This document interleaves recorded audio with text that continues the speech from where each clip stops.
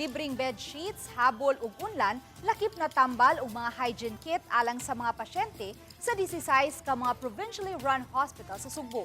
Ubos kini sa programa nga Patient's Dignity. Ang sitwasyon sa mga hospital sa special report ni Alan Domingo.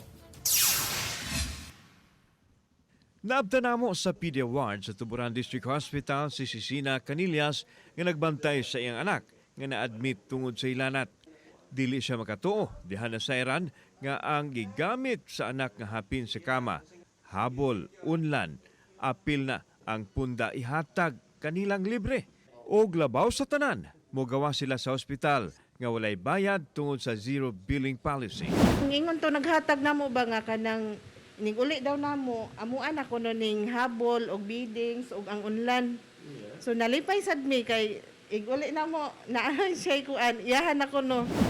Gipakita ni Dr. Brian Vilbar, ang Chief of Hospital sa Tuburan District Hospital, ang ilang linen supplies alang sa mga pasyente nga inig-admit ni ini bag-og yod o kalidad ang tila nga gigamit. Nindot nga quality biya baga. Yang, oh yes, oo. Nindot siya nga quality di siya yung cheap. Sa una man ko di, iuli ang ginani mo. Nya, kung di mo mauli, usahay, makasaban pa ka or ma-charge. Di ba? Oo, di ba? Inon ka nga, ayaw dadang, linen. So, nasud na siya, basta government hospital, inana. Karon nindot siya. Kay, ang initiative nila ni Progress. Ang TDH, usa lang sa nahauna nga mipatuman niini subay sa Patient's Dignity Program sa Kapitolyo. So this is one way for us to show na kanang give dignity and care and to make them feel na taken care of na naaman maatiman man mo na level na papareho pod in private. Gipaniguro usab nila nga adunay igong pundong tambal ang ilang butika sulod sa ospital.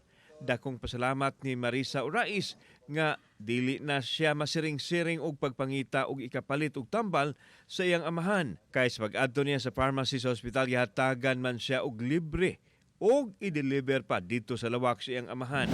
Oh, nawala ka ako kay basig wala diri nga. Wala po ko enough nga kwarta para ipalit sa gawas. Karon, Pasalamat ko kay naara dito sa pharmacy sud sa ospital sa Tuburan. Ipaningkamot na mo nga mabudgetan para ma-renovate. Karon gi-repurpose tigid siya para na sa mo increase pa gyud ang atong service capability. Nya kung mo level 1 ta, mo daghan ang pasyente, mamagamit yun siya pag maayo. Ang Tuburan District Hospital usa lang sa 16 ka mga province-run hospital. Din matod pa sa ilahang management nga layo pa ang ilahang atuanan apan ipasalig nila nga mahatagan og dignidad ang mga tao nga modangop dinhi sa ilahang tambalanan ug ilahang serbisyuhan.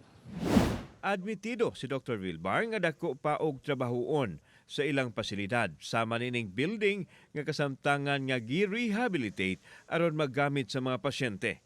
Gitrabaho usab ang ilang flood control, sanglit, bahaunon man ang ilang area. Gihangop sa mga tao ang kausaban sa ilang tambalanan, apil na ang outpatient nga dili na mainitan kung maghuwat kay naka-aircon naman ang ilang waiting area.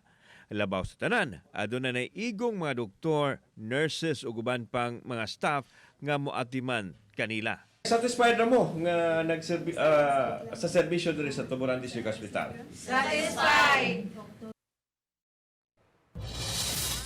Kapuso at ang iugma ang part 2 niya ning atong special report sa estado sa mga hospital sa Subo.